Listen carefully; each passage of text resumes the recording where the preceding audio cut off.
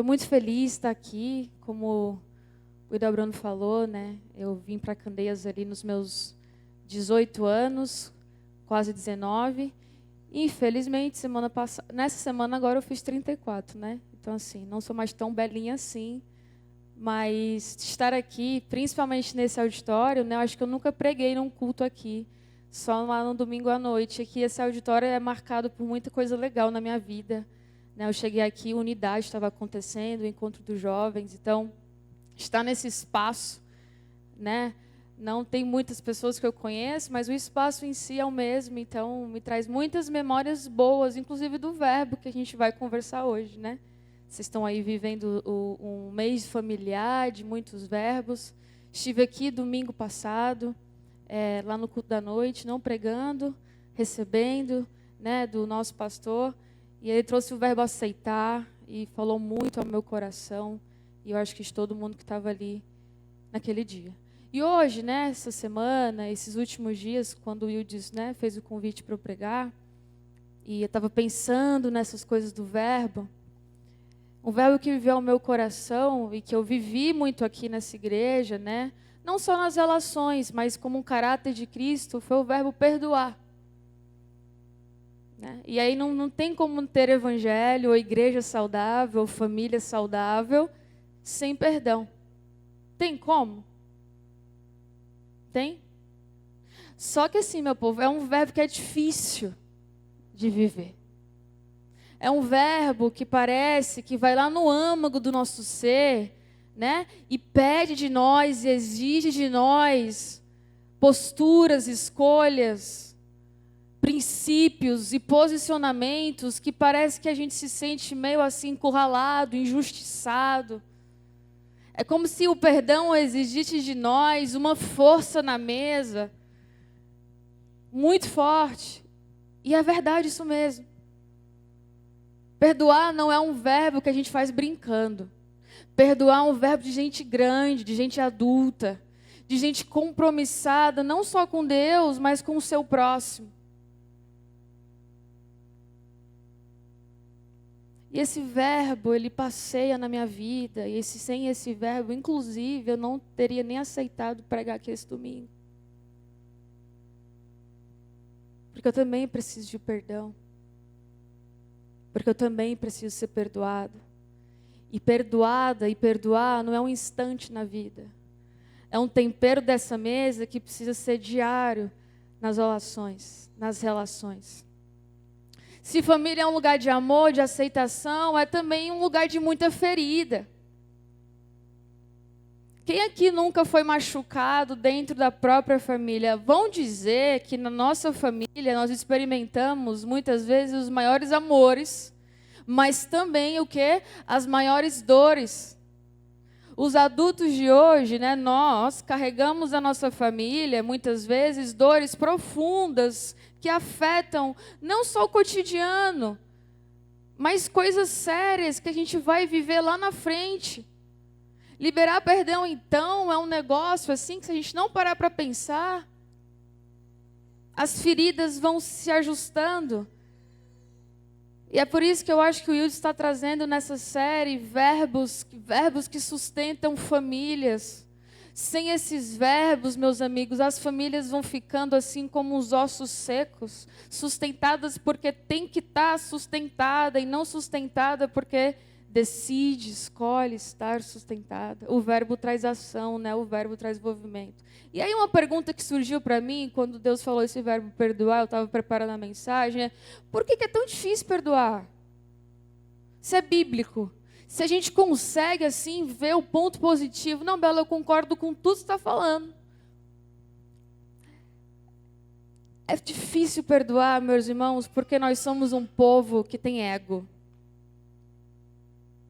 Vocês sabem o que é ego? A gente é um povo que o nosso ego grita assim: aquela pessoa não merece o meu perdão. O ego nos torna um ser humano melhor do que os outros. Parece que perdoar coloca aquele que nos feriu no lugar que não é justo ele estar, não é justo ela estar. Mexe com o nosso ego. Outra coisa, é difícil perdoar porque parece que sentimos que precisamos fazer justiça com as nossas próprias mãos. E se a gente olhar o arco bíblico, todas as vezes que o povo de Deus tentou fazer justiça com as próprias mãos, deu errado. Porque a nossa justiça é completamente diferente da justiça do Pai. A lógica do Evangelho é uma lógica que não cabe à nossa lógica humana. É por isso que a gente precisa de Jesus. E o terceiro aqui eu coloquei que é porque o rancor, a raiva, a mágoa parece nos dar uma sensação de controle. Sabe assim, quando alguém erra com você, você não perdoa, agora sim, agora essa pessoa está aqui, ó, na minha mão. Não é? Parece que você fica com um checklistzinho, perdoei, mas assim, se fizer de novo... Tá aqui, ó. Aí vira nas nossas famílias um esfrega na cara. Não, porque naquele dia... E tem gente que tem um negócio sério com a mágoa. Um negócio que aconteceu 10 anos atrás, no meio de uma confusão aqui, e naquele dia. Aí o que é mais esquecido, né? Tem meio que TDAH. Eu sou mais ou menos assim, viu? Que dia? Não, mas aquele dia lá que tu fez... Vale, eu nem lembro. Pois tá aqui, viu, bichinho? Ô, bichinha. É o povo que fica ali contabilizando todos os dias que perdoou. Para essas coisas a gente tem memória, né? Para as coisas boas parece que nossa família vai ficando sem história, sem memória. E além disso, penso também o mundo que a gente vive. Então, por que é difícil perdoar? E o mundo que a gente vive, né? A nossa cultura, a gente cresce numa cultura moderna, e nem vou falar que é moderna ou pós-moderna, mas desde o Império Romano, olho por olho, dente por dente. Às vezes, as nossas casas, mesmo sendo cristão, a gente está falando isso. Aqui se faz, aqui o quê? Se paga. A gente enche a boca. Aqui no Ceará, né? É assim, se não botar, é botar, viu? Não é nem colocar. Se não botar limite, o caba faz o quê? Monta. Como se a gente fosse um bando de jumento, né? São essas frases que têm permeado a nossa mesa, a nossa casa. Aí as crianças crescem fazendo tudo isso e vão travando as relações. Perdoar, então, é difícil porque é visto como fraco, bobo, inferior. Como se a pessoa que perdoa fosse a pessoa que perde. Aí chega o Evangelho de Jesus. É um Evangelho que vem com uma contracultura, que ele nos mostra que, na verdade, bobo é quem não perdoa. Porque quem não perdoa, meus irmãos, fica preso no passado, acorrentado na dor. Perdoar não tem só a ver com o outro, tem a ver com a gente. Na verdade, vão dizer que tem mais a ver com a gente do que com o outro.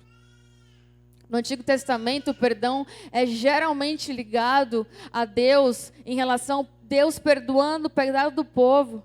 E aí Jesus vem no Novo Testamento, ele faz o quê? Ele leva o perdão a uma dimensão prática e relacional. O perdão agora no Novo Testamento não tem mais só com Deus lá no céu hierárquico, perdoando um povo cheio de pecado e dando a nova chance. Jesus inaugura uma nova era do perdão para a mesa, para a gente. Agora é assim, ó, não só mais vocês são perdoados por Cristo, por mim, agora vocês têm obrigação de perdoar quem está ao seu lado. Traz para a mesa, traz para a prática. Agora o perdão precisa ser palpado. O Antigo Testamento tem cerca de 100 passagens com palavras relacionadas ao perdão. O Novo 70. No total de mais de 170 histórias explícitas de perdão. Logo, a Bíblia nos traz muitas histórias de que o perdão é vivido. E a história que eu vou focar hoje, e vou ser rápido nessa história, é a história de José do Egito.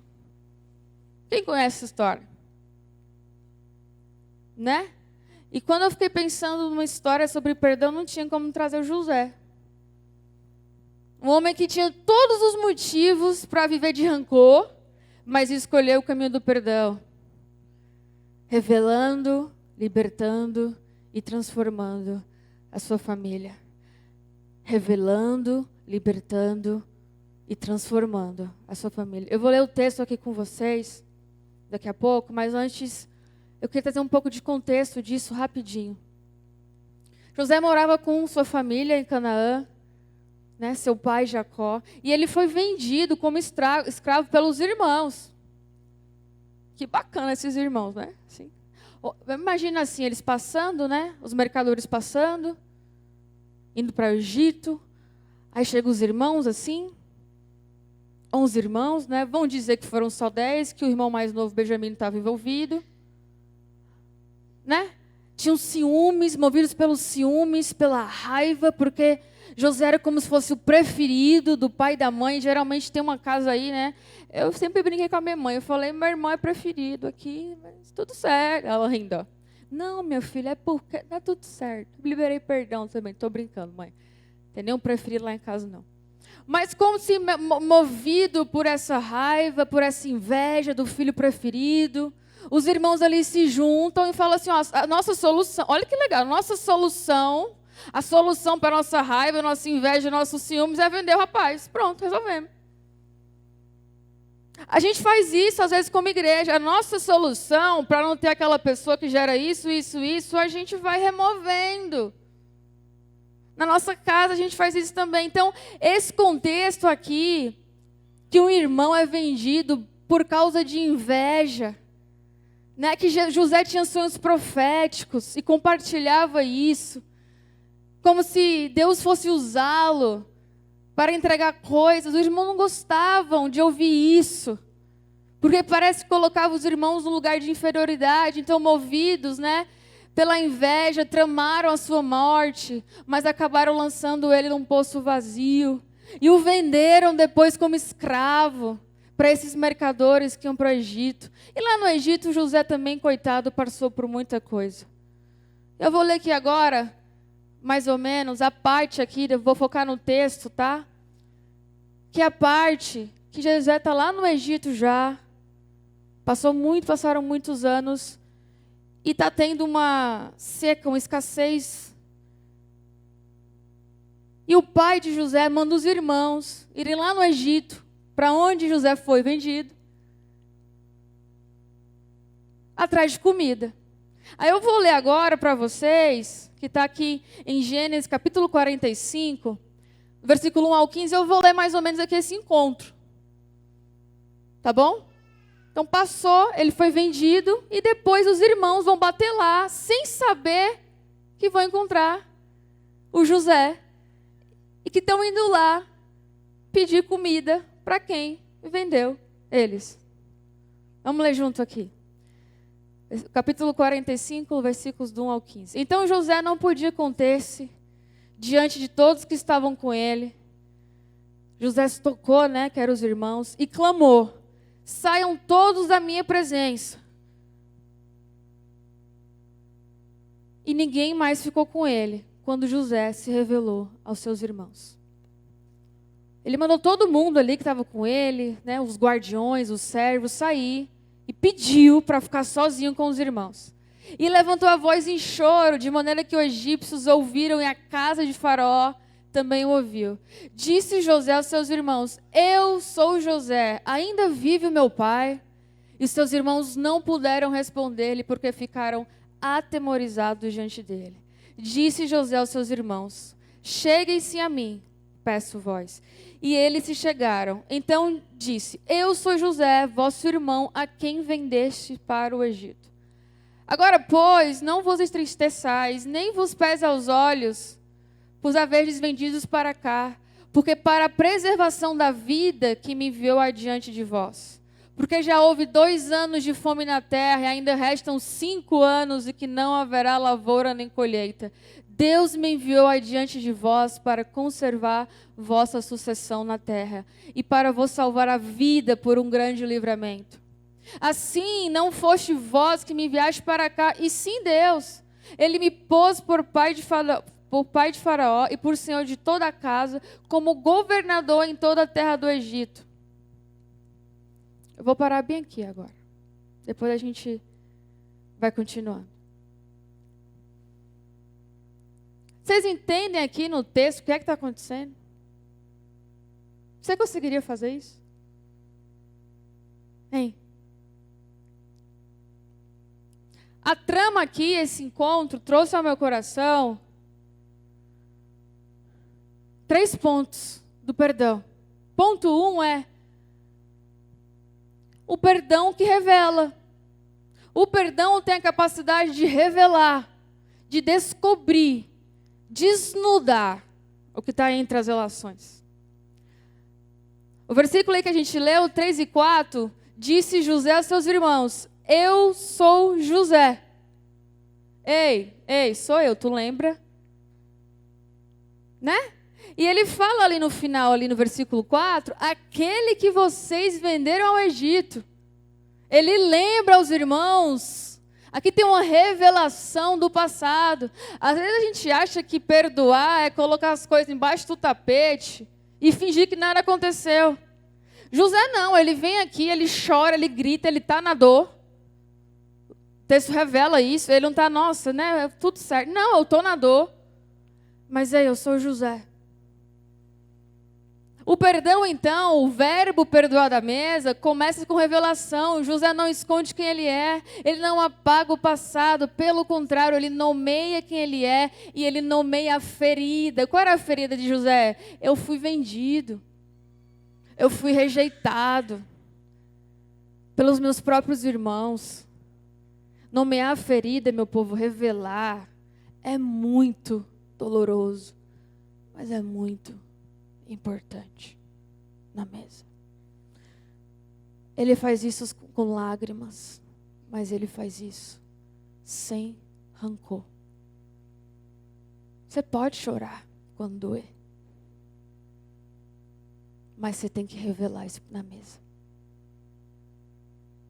Então, para mim, o primeiro ato do texto é a revelação do que aconteceu.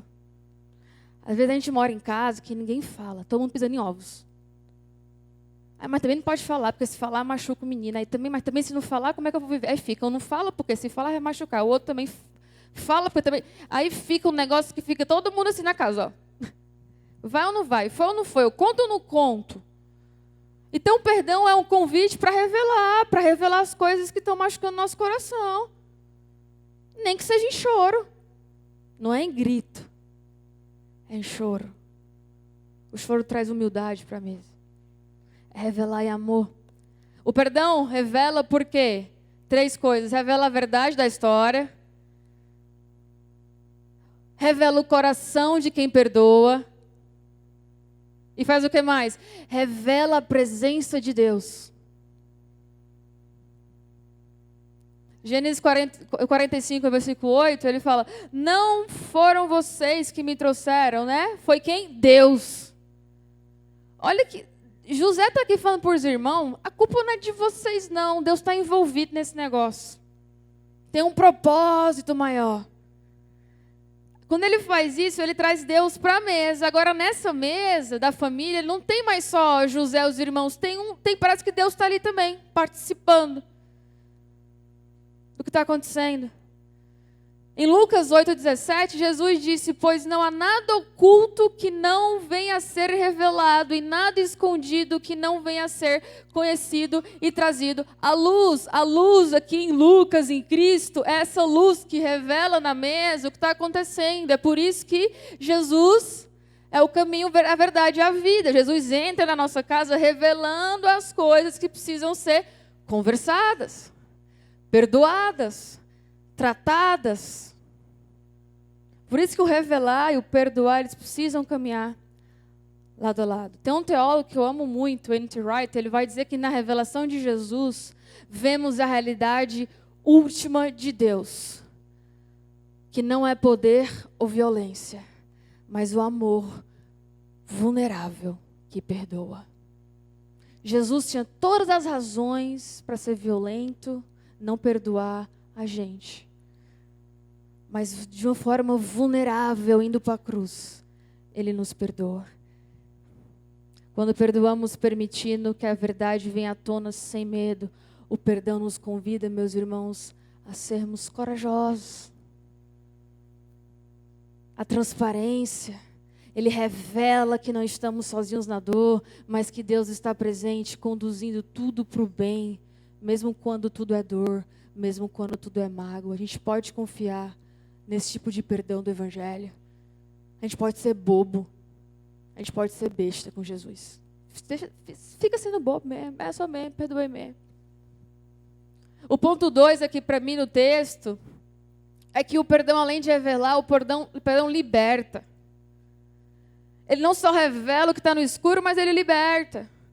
O versículo 5 vai falar: não se aflijam, nem se recriminem por terem me vendido para cá, pois foi para salvar vidas que Deus me enviou adiante de vocês.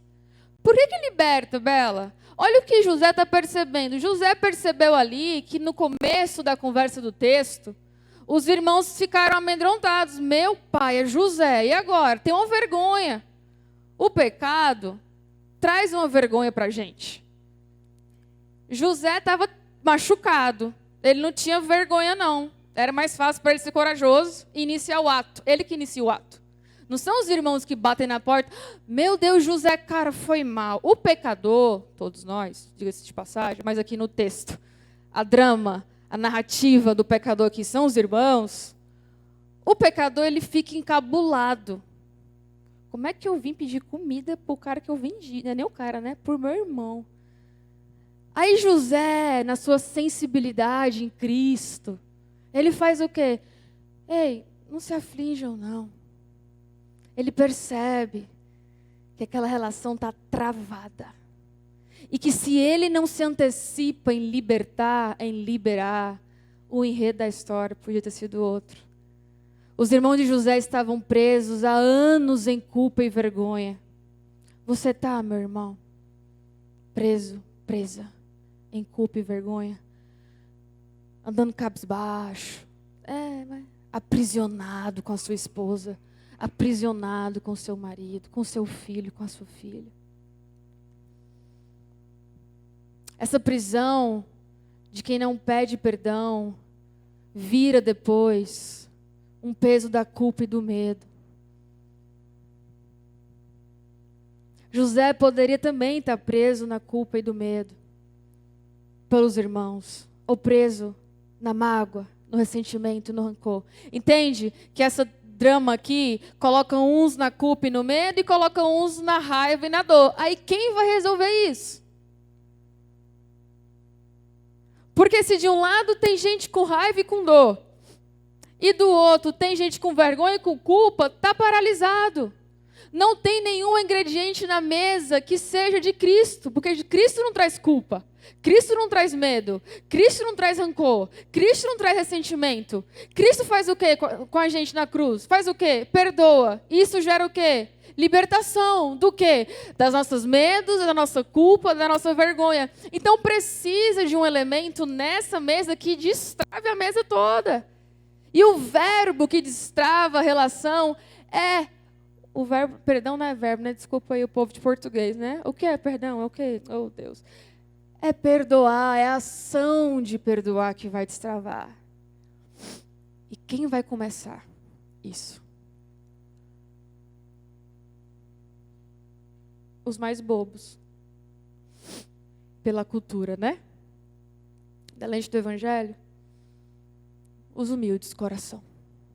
Os pacificadores. Os Josés. E esse precisa ser o nosso chamado na mesa. Se levantar. E falar assim, não fica mal não. Não se aflige não. Eu sei o que tu fez. Mas pode falar. Pode se achegar. E o perdão liberta por quê? Liberta quem errou da prisão da culpa. Os irmãos não precisavam mais viver escondidos tentando encobrir a vergonha. Liberta quem foi ferido da prisão da mágoa.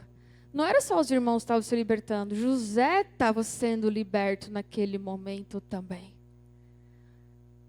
A gente fala muito lá no Canadá que tem situações que é win-win. Sabe o que é isso? Os dois vencem. aqui nessa mesa aqui estava todo mundo ganhando, não tinha espaço para quem é o mais bobo e o mais besta, estava todo mundo ganhando. Quando tem perdão, a família vence, a família caminha, a família liberta.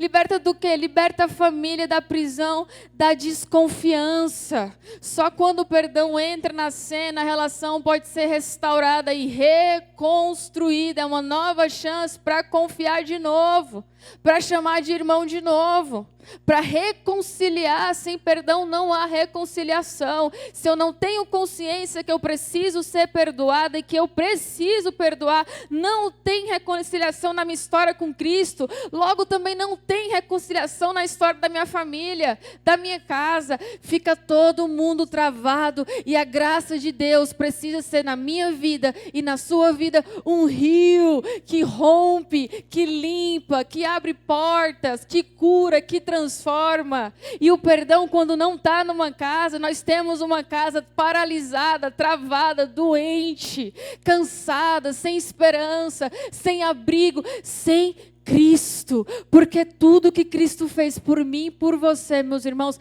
eu posso colocar assim como top 1, ele fez muita coisa, mas top 1, perdoou. Agora eu e você podemos descansar nisso. Jesus disse, né? Mateus 6, 14, 15. Pois se perdoarem as ofensas um dos outros, o Pai Celestial também lhes perdoará. Olha isso como é forte. Mas se não perdoarem uns aos outros, tem uma condição, tá? A gente esquece essa parte. Ao mas, o Pai Celestial não lhes perdoará as ofensas. Entenderam isso aqui? Não tem como você aceitar o perdão de Deus se você não perdoa o seu irmão. Está quase condicionado a perdoar. Como se ser perdoado é condicionado a perdoar. Não dá para separar. Você é melhor que seu irmão? Você é melhor que sua esposa? Você é melhor que seu marido? Aonde? Aonde? José, quando libera os irmãos da culpa, meus irmãos, está liberando toda uma história que vai além do diálogo daquele momento. José está aqui deixando, escolhendo na dor, deixar fluir o rio do passado no presente e visando o quê? Visando um futuro. É pai sendo liberto. Jacó sendo liberto da dor de ver filhos que venderam o outro filho. Isso está todo mundo machucado, mas tem que ter um na família. E geralmente esse um é o que foi mais machucado. Ele tem que romper com isso, com essa besteira. Não que a besteira no sentido que não tem dor, mas a besteira de não perdoar, porque se perdoar vai ser boba, senão o cabo vai montar. Deixa montar. Jesus montou também, na graça, na gente. Isso vale muito mais. Muito mais. Muito mais. Timóteo Keller vai dizer: o perdão é custoso, porque significa absorver a dívida, em vez de fazê-la recair sobre o outro. Todo perdão, então, é uma forma de sofrimento redentor. Quando temos Cristo, então, meus irmãos, no centro, largamos o quê? Pegamos a cruz e largamos a corda. Sabe o que é a corda? O cabo de guerra dentro de casa. Não, puxa para cá. Aí, ó. Quando a gente pega a cruz, não tem mais lado, nem de pecador, nem de vítima. A cruz passa a régua em todo mundo. Fala assim, ó, larga as cordas, porque vocês tudinhos são pecadores e necessitados da graça de Cristo. Saímos do palco da acusação. Não, é porque ele fez isso, não, mas é ele que tem que pedir, ela que tem. Em Cristo entendemos que como família estamos todos do mesmo lado, por isso que todos vamos sendo libertos. Somos um time. O perdão liberta, então, porque rompe as prisões invisíveis da culpa, da mágoa, da desconfiança. O perdão aqui liberta, irmãos, porque abre espaço para recomeçar, para respirar, para vivermos livres dentro de casa outra vez. Você é livre na sua casa. Você é livre na sua singularidade. Você não se sente livre em casa, que eu chego em casa, é um negócio que tem que não sei o quê. Talvez você não esteja livre dentro de casa. Talvez você precise liberar perdão. Ou ser perdoado e perdoada também. Sem perdão a casa fica travada. E por último, o perdão ele não só revela, ele não só liberta, mas ele transforma. No final do texto lá, vou voltar um pouquinho agora, vou ler com vocês.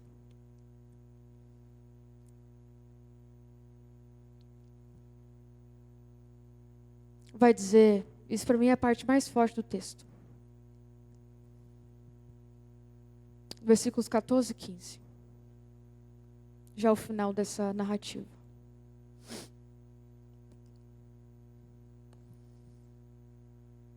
Vai dizer que José, então se lançou ao pescoço de seu irmão Benjamim e chorou. Era o irmão mais novo. Há estudiosos que dizem que Benjamim não estava envolvido nisso. Só os outros. E José, depois disso, beijou a todos os seus irmãos e chorou sobre eles. E depois, tem 15 versículos nesse ato bíblico. Depois que José vem, se revela, depois que José diz quem ele é, depois que José diz que Deus que foi que mandou, depois que José diz que não precisa se afligir, depois que José liberta os irmãos de não se afligirem, lá no último versículo do ato, versículo 15, e depois seus irmãos falaram com ele. E depois de tudo isso, quem estava aqui no lado da culpa, agora eu posso falar. Vocês conseguem enxergar isso no texto? Então José beijou todos os seus irmãos e chorou com eles. Esse gesto do beijo, do choro, inaugura, meus irmãos, aqui uma nova família que está sendo transformada. É porque a gente não faz ligação, né? Quando Jesus fala para a gente dar outra face, a gente fica literalmente dando a outra face. O que é que José está fazendo aqui quando beija? Hein? Um texto lá de Gênesis, primeiro livro da Bíblia. Olha a correlação com a inauguração que Cristo veio fazer. Mas está vendo que já revela o caráter do Pai? A gente acha que dar outra face é literalmente dar outra face. Não, às vezes dar outra face é dar um beijo. É mais do que dar outra face. É ir lá e beijar. E na nossa cultura, a mesma daquela época em relação ao beijo, beijo significa demonstração de carinho e muito afeto. Esse beijo, meus irmãos, torna agora José parte ativa da narrativa e da relação dessa família. Se no perdão José revelou e libertou, agora José está construindo, transformando. O perdão transforma, então, relacionamentos quebrados em reconciliação. Agora, irmãos que eram inimigos são irmãos amigos. Transforma o passado em testemunho. O que era dor, agora no texto, vai apontar para uma narrativa de providência. Transforma a família em canal de bênção. Dali, daquela mesa, daquela reconciliação, sairia a preservação do povo de Deus. Israel continuou sendo Israel por causa desse papo. Não é uma conversinha boba, não. As 12 tribos de Israel eram esses irmãozinhos aí, doidão, que um vendia o outro. Entende que na nossa família a gente tem história de dor e de rompimento, mas dependendo da ação de Cristo, que faz todos os dias, dependendo da nossa resposta para Cristo, em viver o caráter de Cristo, a gente caminha para frente e a narrativa bíblica não seria a mesma se não fosse esse beijo, esse choro, esse perdão. É porque a gente pega o texto pronto. Eu e você somos audiência secundária da Bíblia, não primária. Quando esse povo estava vivendo isso, eles não estavam pegando na Bíblia.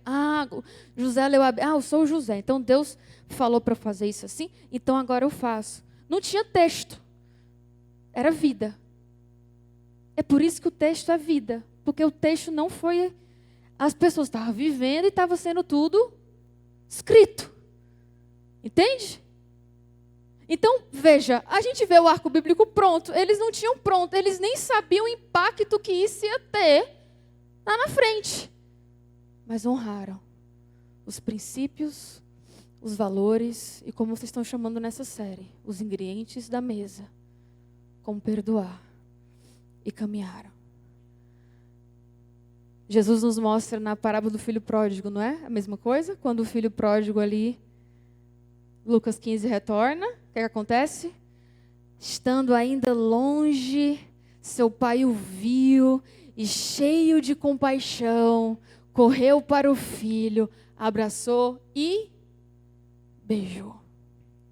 O beijo aqui é selo. Estamos selados de novo. Pais perdoando filhos, irmãos perdoando irmãos, maridos perdoando esposas, esposas perdoando maridos, filhos perdoando pais. Não é só pai que perdoa filho, não. Tem muito filho que precisa perdoar os pais também, pelas faltas, por não terem sido pais que na mesa se levantaram e instalaram o perdão. Agora você é um filho chamado a instalar o perdão. Como se eu não recebi com Jesus? Craig Keener vai dizer que a comunidade cristã, ela só existe porque vive o perdão. Olha que forte. Porque, veja, a gente é um bando de pecador. Se não tiver o perdão, não vai. Entende? É básico, é princípio. Sem o perdão, a igreja se fragmenta, se divide. Com o perdão, a Candeias, então, se torna sinal do reino de Deus, que está aqui hoje e agora. Curando. Quando a gente fala assim, que o reino está aqui e agora, não é querendo dizer que não tem vida eterna, não. É querendo dizer assim, nessa vida, nessas casas, nesse pano, Jesus está restaurando. Porque Ele é real. Porque Ele é vivo. A sua casa, daqui para frente, é convidada a ser um rio. Abra as portas. Abram as janelas. Famílias, casamentos, irmãos, permaneçam em perdão. Quem foi alcançado pela graça deve ser canal de graça, não retém. Isso significa, então, meus irmãos, para a gente concluir, se não há perdão na casa, não há casa. Se na sua casa não tem perdão, volte lá e comece a construir a sua casa. Porque se é uma casa cheia de pecador e não tem perdão, não é uma casa. Vai estar cada um num quarto, cada um vivendo as suas crises, as suas dores. Todo mundo travado, todo mundo paralisado. É uma casa que uns estão no rancor e na raiva, outros estão na dor e na mágoa. Quem vai romper? Você vai esperar quem romper? Quem? Sem perdão não temos rios que fluem. O Evangelho é um rio que flui em mim, que flui em você, que nos capacita. Pela cultura que a gente vive, não tem como ter perdão mesmo não, mas a gente não segue a cultura desse mundo. A gente segue a cultura do reino de Deus. Com Cristo, meus irmãos, é possível. É possível, eu vejo isso. Uma vez uma senhora foi conversar comigo, porque contando que o pai dela traiu a mãe dela. E aquilo gerou na família uma paralisação. E eles se separaram, né? E ele foi ter outra família, e teve outros filhos e tudo. Aquele pai deixou de ser o pai bom e se tornou o pai bom, mas que traiu a mãe, né? E esse pai teve câncer, depois de muitos anos. E os filhos que eram do primeiro casamento tinham muitas mágoas, muitas dores, mas teve uma filha que quando ele estava no leito do hospital, quase indo encontrar o pai, ela decide ir lá, ela decide romper. E ela olha no olho do pai dela, chora, ele chora. E ela fala: pai, eu te perdoo.